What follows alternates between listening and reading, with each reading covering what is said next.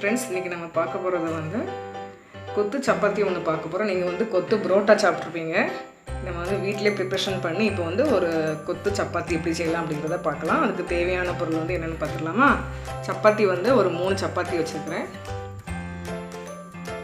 கருவேப்பிலை கொஞ்சம், பெரிய வெங்காயம் வந்து ஒன்று வந்து கட் பண்ணி வச்சுருக்கேன், இந்த மாதிரி பொடிசாக வெட்டி வச்சுருக்கேன்.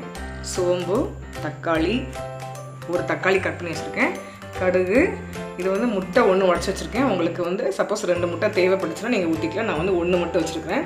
அப்புறம் வந்து மிளகாய் பொடி, மஞ்சள் பொடி, கரம் மசாலா கொஞ்சம், பிரியாணி பொடி, பெருங்காய பொடி கொஞ்சம், எண்ணெய் கொஞ்சம். இந்த மிளகாய் பொடி வந்து நான் வந்து வீட்டிலே வந்து ப்ரிப்ரேஷன் பண்ணி வச்சுருக்கேன். மிக்சியில் நான் மிளகா வந்து வறுத்துட்டு நான் வந்து மிக்சிலே போட்டு வச்சுருக்கிறேன். மிக்சியில் போட்டு அரைச்சி வச்சுருக்கேன். கொஞ்சம் பரபரன்னு இருக்கும் பாருங்கள்.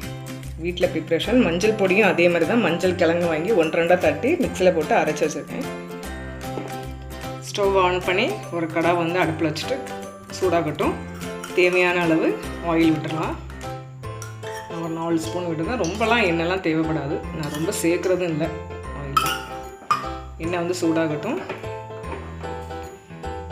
ஆயில் சூடாயிருச்சு. கொஞ்சமாக கடுகு வந்து கொஞ்சம் போட்டுக்கோங்க. சோம்பு போட்டுக்கோங்க. சோம்பு வந்து கொஞ்சம், கடுகை விட சோம்பு வந்து கொஞ்சம் கூட சேர்த்துக்கோங்க. நல்ல மணமாக இருக்கும். பொரிஞ்சிருச்சு. இப்போ வந்து வெங்காயம், கருவேப்பிலை சேர்த்துக்கலாம். வெங்காயம் வந்து நல்லா வதங்கட்டும். வதங்கி கொஞ்சம் ப்ரௌன் கலரில் ஆகட்டும். வெங்காயம் வந்து வதங்கிருச்சு. லைட்டு ப்ரௌன் கலர் கொஞ்சம் வந்தால் போதும். ரொம்ப ப்ரௌன் ஆகணும்னு தேவையில்லை. கட் பண்ண ஒரு தக்காளி சேர்த்துக்கலாம். தக்காளி வந்து வதங்குறதுக்கு வந்து சால்ட்டு சேர்த்துக்கலாம். 1/4 டேபிள் ஸ்பூன் சால்ட்டு. தக்காளி வந்து நல்லா வதங்கி வரட்டும். தக்காளி வந்து வதங்கிருச்சு. இப்போ வந்து ஒரு முட்டை சேர்த்துக்கலாம். மிளகாய் பொடி வந்து தேவையான அளவு சேர்த்துக்கோங்க.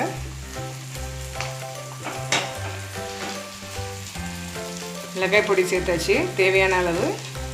ஒரு பிஞ்சு மஞ்சள் பொடி போதும். கரம் மசாலா இந்த குட்டி ஸ்பூன் தான் போடுறேன், 1 ஸ்பூனு. பிரியாணி மசாலா வந்து ஒரு 1/2 ஸ்பூன் கிட்ட போடுங்க. அப்புறம் வந்து பெருங்காய பொடி கொஞ்சம். நல்லா மிக்ஸ் பண்ணி மெல்ல நல்லா கிளறி விடுங்க.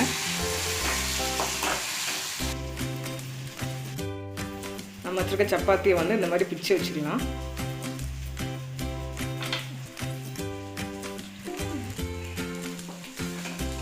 இந்த மாதிரி கிளறி விட்டுட்டு 1/4 டேபிள் ஸ்பூன் வந்து ஃபஸ்ட்டு சேர்த்துருக்கோம் சால்ட்டு. இப்போ ஒரு 1/4 டேபிள் ஸ்பூன் சால்ட்டு சேர்த்துட்டு சப்பாத்தி வந்து நல்லா பிச்சு வச்சுருக்குறோம். அந்த சப்பாத்தி வந்து சேர்த்துக்கலாம்.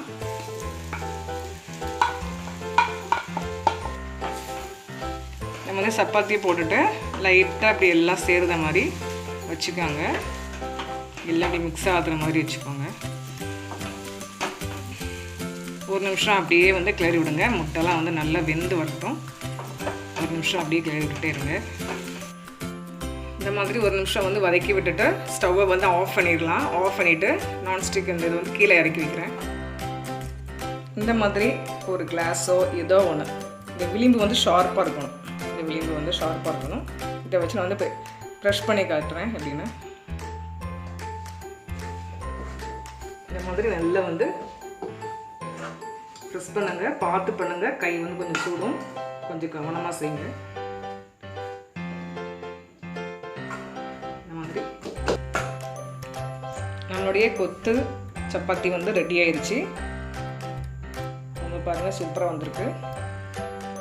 இப்போ வந்து வீட்டில் வந்து நைட்டு சப்பாத்தி போடுறீங்க, சப்போஸ் மிஞ்சிட்டு அப்படின்னாக்கா காலையில் வந்து இதே நான் சொன்ன மெத்தடில் இந்த பழைய சப்பாத்தியை வந்து செஞ்சுக்கலாம். இதை வந்து இப்போ வந்து ப்ரெஸ்ஸாக தான் செஞ்சு காட்டினேன். சப்போஸ் வந்து சப்பாத்தி மிஞ்சிருச்சு அப்படின்னா நீங்கள் வந்து காலையில் டிஃபனுக்கு வந்து இதான் சொன்ன மெத்தடே ஃபாலோ பண்ணிக்கலாம். சப்பாத்தியை வந்து கொஞ்சம் சூடு பண்ணி செஞ்சிங்கன்னா இந்த மாதிரி கொத்தும் போது கொஞ்சம் சாஃப்டாக நல்லா வரும்.